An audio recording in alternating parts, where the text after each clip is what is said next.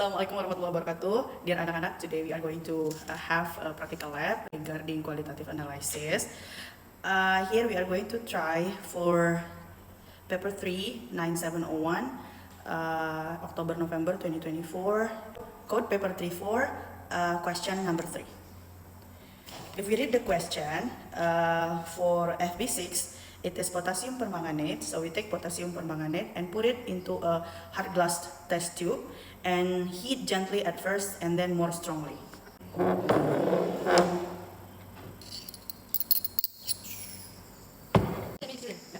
We have potassium permanganate here, and then we heat this slowly and pay attention and do some observation what is happening to the potassium permanganate here.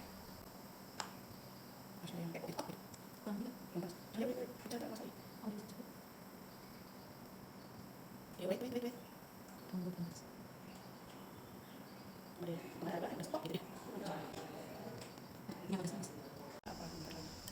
Udah bunyi kan, dengar kan bunyi kan. So when you heat this, if you pay attention and listen to this heating process very carefully, you are going to hear some pop sound coming from the heating of potassium permanganate itself. You can write everything you observe to the column of the observation on page 7 and question number 1. Table 3, we are going to prepare 7 cm depth of distillate water in a boiling tube. This one is the water, and then you put some of the potassium permanganate into this test tube.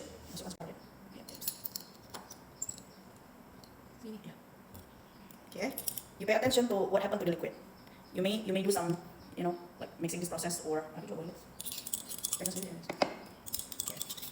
The color changed to purple. Yeah. To the test tube number 2, you are going to add the potassium permanganate into sodium hydroxide solution.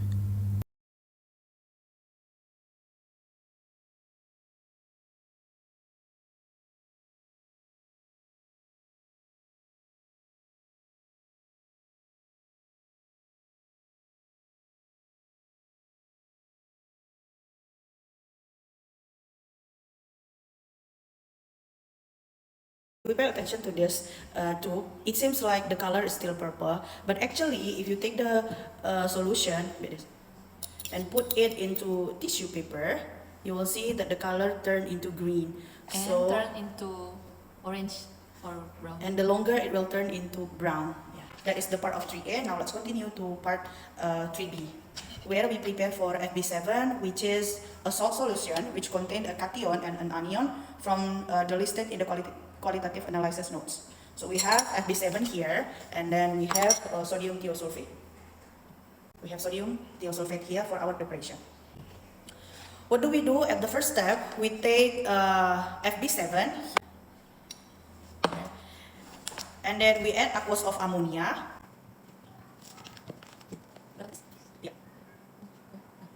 See here, there is a solution which is colorless, and here it seems like it forms 2 layers. After that, you put a few drops of hydrogen peroxide. How many? Like 3 drops.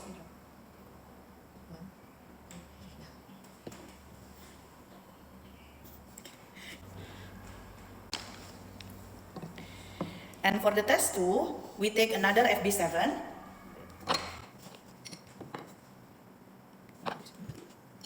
And you add potassium iodide. Okay, you see what happens to the solution? Okay, and then the last step, you add thiosulfate to the solution.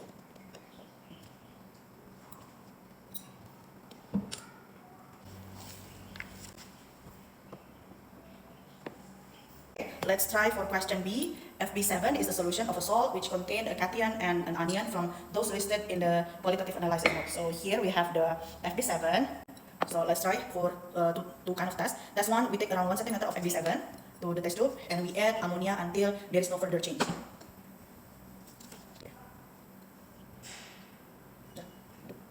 So see what happened. Don't forget to write down what is your observation, and then we put few drops of hydrogen peroxide.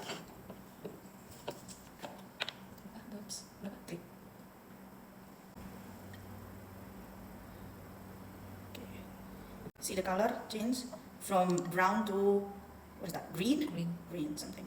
Okay. For the test 2, we take 1 centimeter of FB7.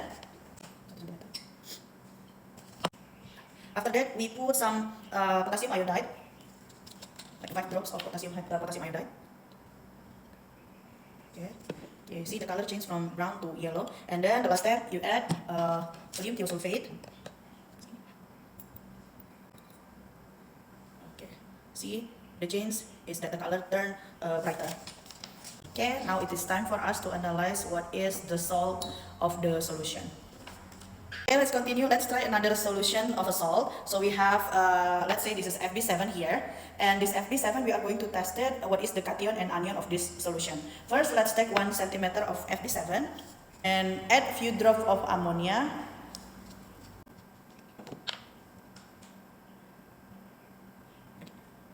Okay, and then okay.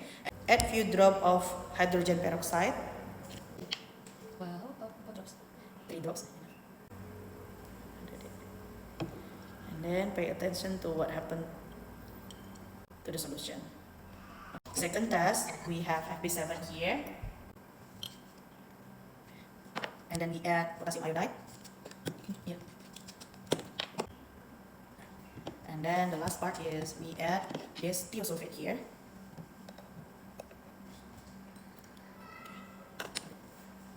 Okay, that is what happened to our test 2.